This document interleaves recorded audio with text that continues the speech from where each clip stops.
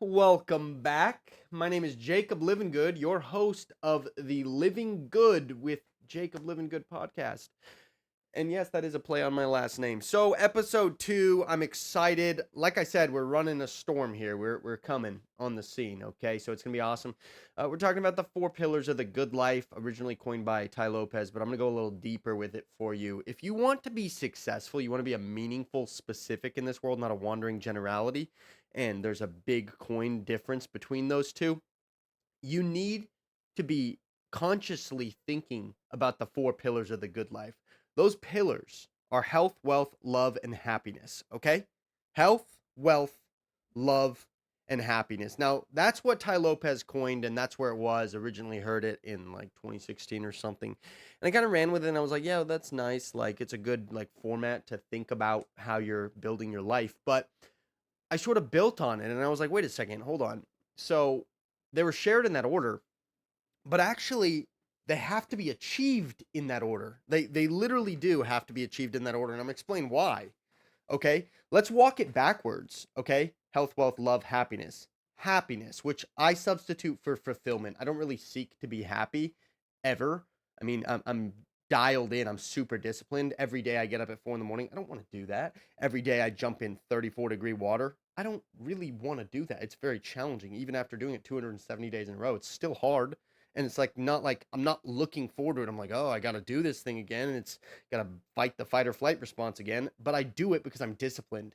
And through the discipline, I'm actually finding the fulfillment or the happiness, right? Happiness is fleeting, fulfillment is everlasting. But aside from the point, the 4 pillars, how are you going to achieve fulfillment if you're morbidly obese, you have horrible intrapersonal relationships, no romantic relationship, you don't love yourself clearly because you're obese, and you got no money. You're broker than a joke. You can't even afford to get yourself food. You're struggling, you're sinking, you're barely floating above water. How are you going to find happiness or fulfillment?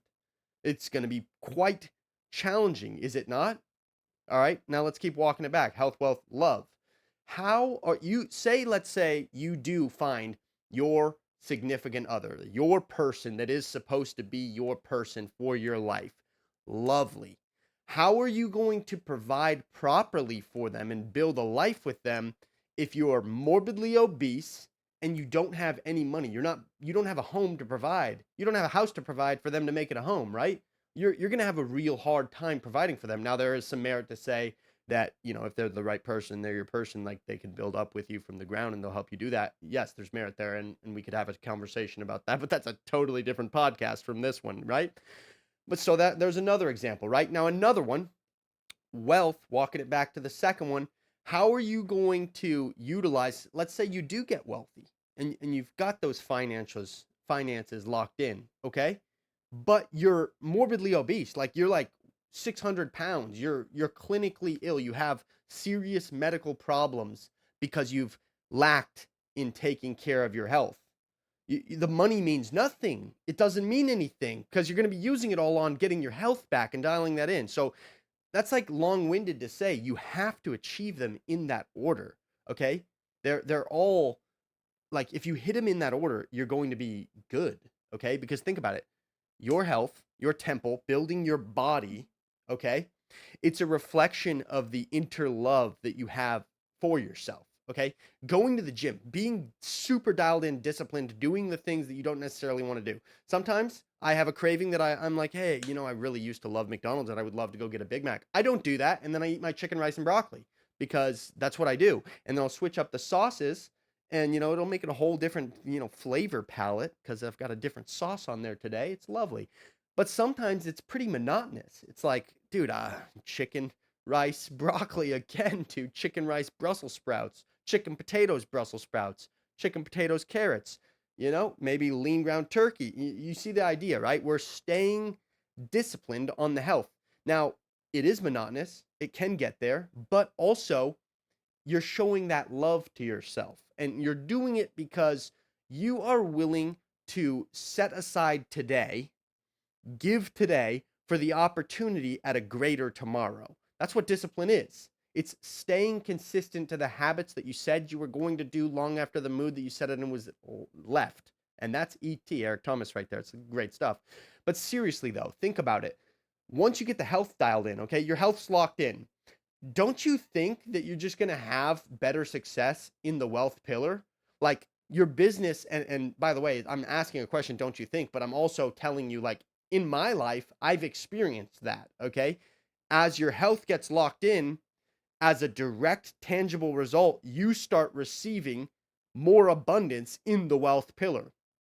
Think about this. You walk into a networking conference, you're absolutely ripped, you're shredded. What does that tell everybody else there?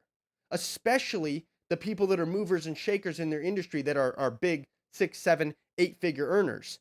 That guy, that girl right there that I see that is absolutely jacked is disciplined, is consistent, can do the things that they know they have to do that they don't necessarily want to do, even when they're not in that mood. Okay, it says a lot. You by getting your health dialed in, you're immediately showing to the outer world, to all of tangible reality around you, this person has a lot of dialed in, desirable qualities. They are a winner.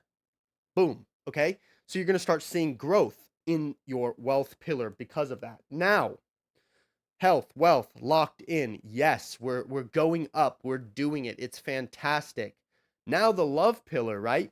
And I take love to mean more than just romantic endeavors and romantic relationships. Love started back then. It started when you were locking in the health, right? Like I said, you are loving yourself enough to be done with your mediocre habits. I am not willing to be mediocre. I'm just not, right?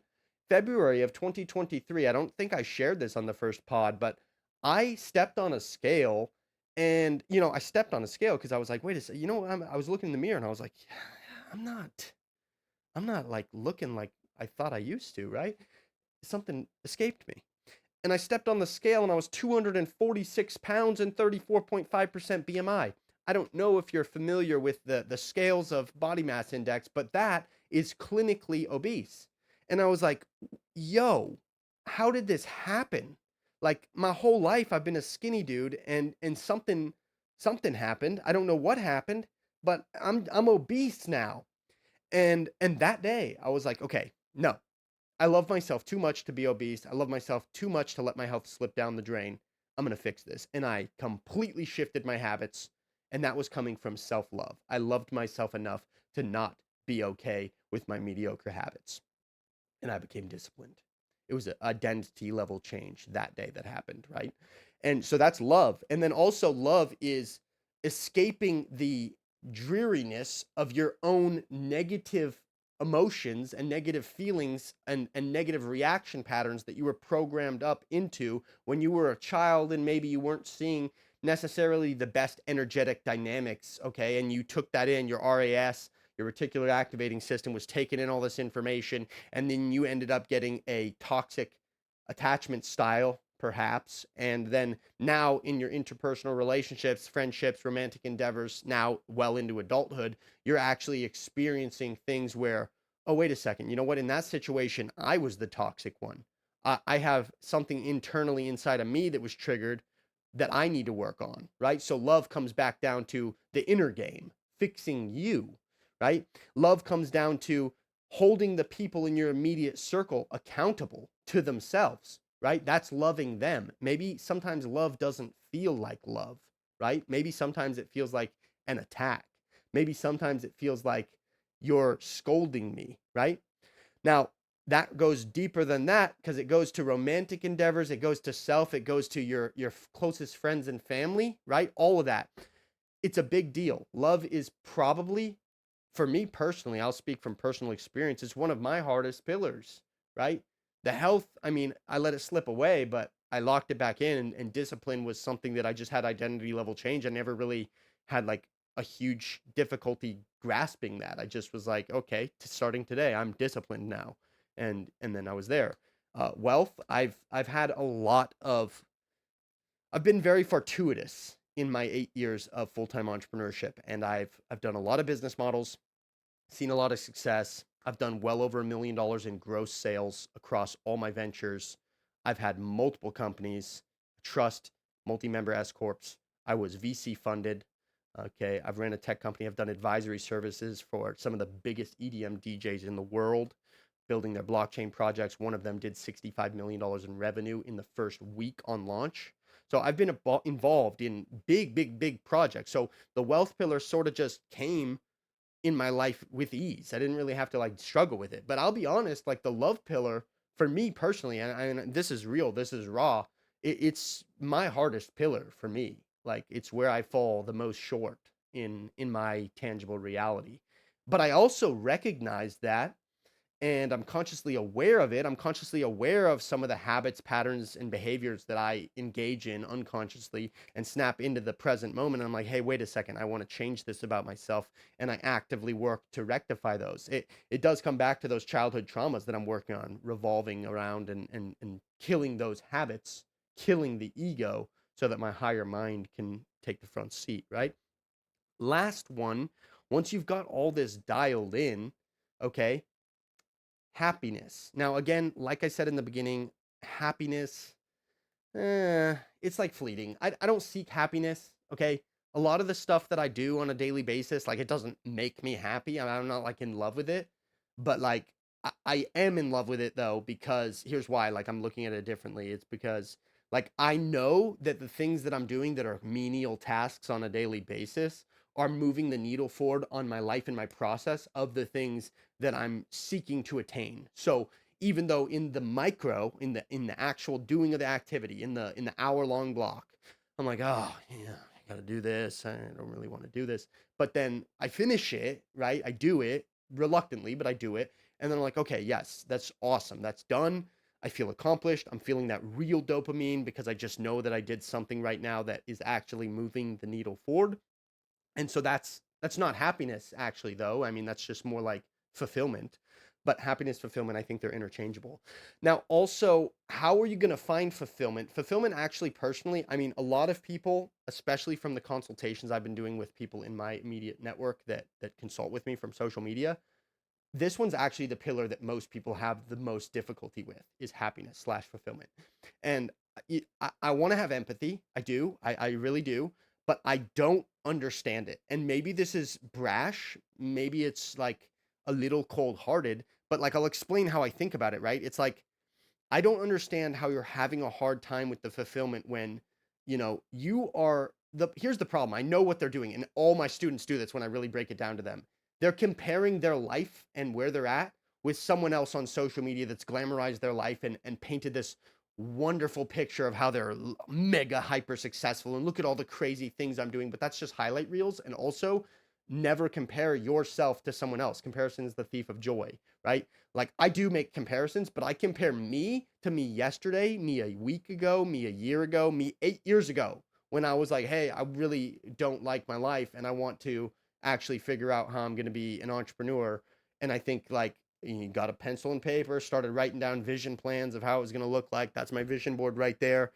And then I just started doing it. And so like I'm overwhelmingly abundantly filled with fulfillment and joy because when I pick up my planner from 2017, which I still have all my planners, and I look at the things I was writing about and the accomplishments that I was accomplishing on a daily basis, my DMOs, my daily methods of operation, and I'm like, hey, I wrote that down, or some of the pages have tears of joy in them from how grateful I was feeling. And I look at the problems I was dealing with in my process back then, and I'm like, wow, such small problems like today, like that would have been, I wouldn't even have thought about it as an issue at all. It would have been a non-event, but like that was something that I was struggling with and dealing with then. But I overcame it, got past it, and also those experiences forged me into who I am today. So I'm overwhelmingly filled with fulfillment and joy because I'm doing it. I'm a meaningful, specific, intentionally building my life step by step, brick by brick, day by day, week by week, month by month, year by year into what I want to be. And I wasn't always doing that. And so when someone's like, "Hey, I'm really struggling with this happiness, this fulfillment pillar." I'm like, "Well, are you being intentional with your life? Are you pursuing things that you love?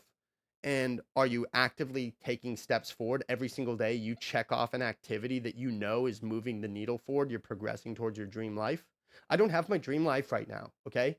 I'm in what Andy Frisella refers to as dead man's land. Okay. And it's this period in your process, right? Where you've had enough success, you've tasted it, you're locked in, you're living in habits that are outside of the norm of most people. So you no longer hang out, have any desire to be with your old friends that are I hate to use the word because it sounds mean, but I'm not trying to be mean, but they're menial. Okay, they're normal. Okay, they're average, and you no longer fit in with them because you're like, wait, I don't want to be part of that crowd.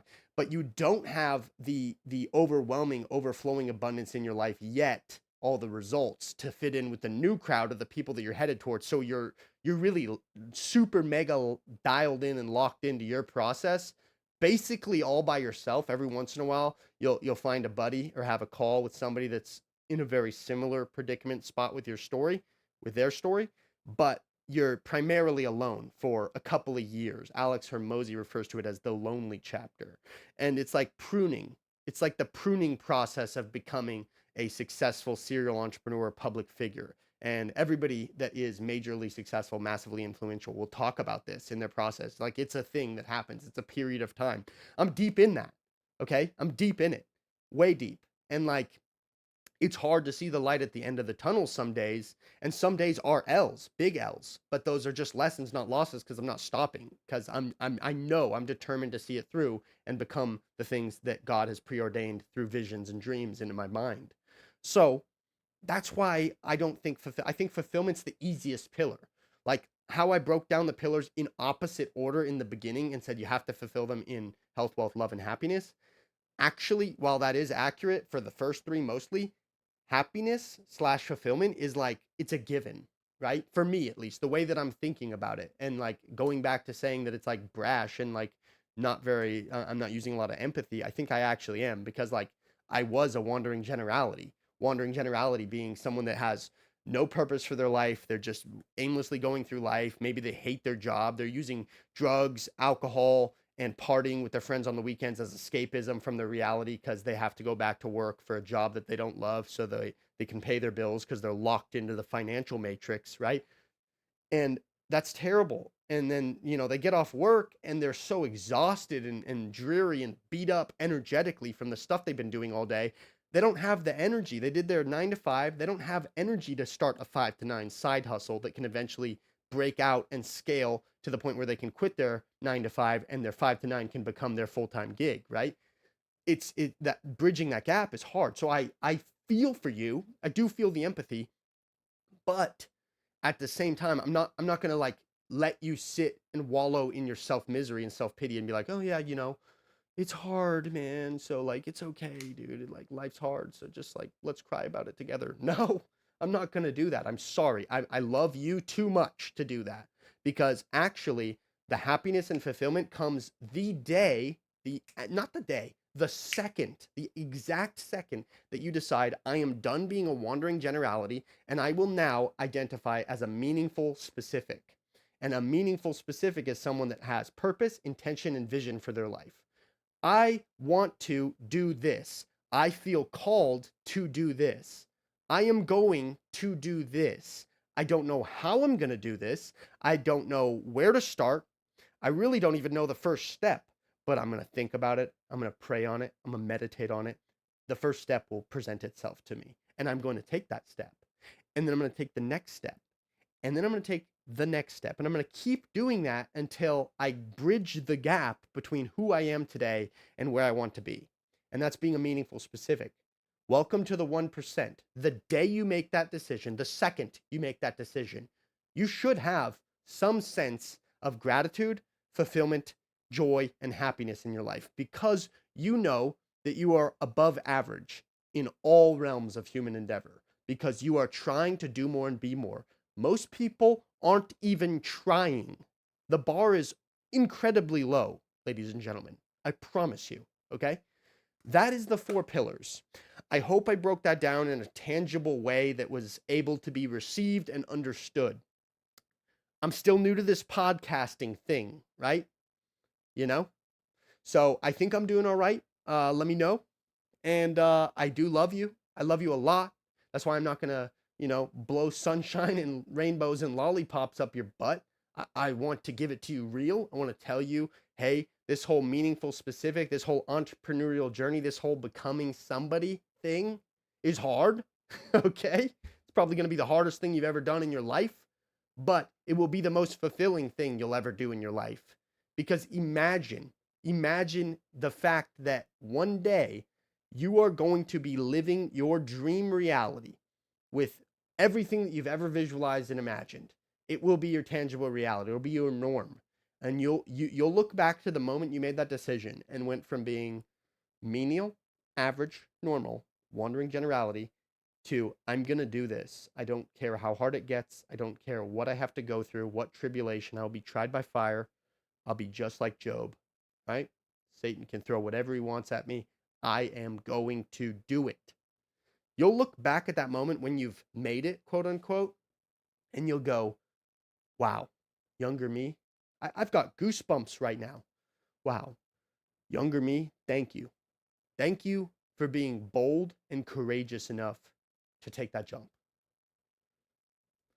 I hope you have a wonderful, beautiful, absolutely blessed, abundant day.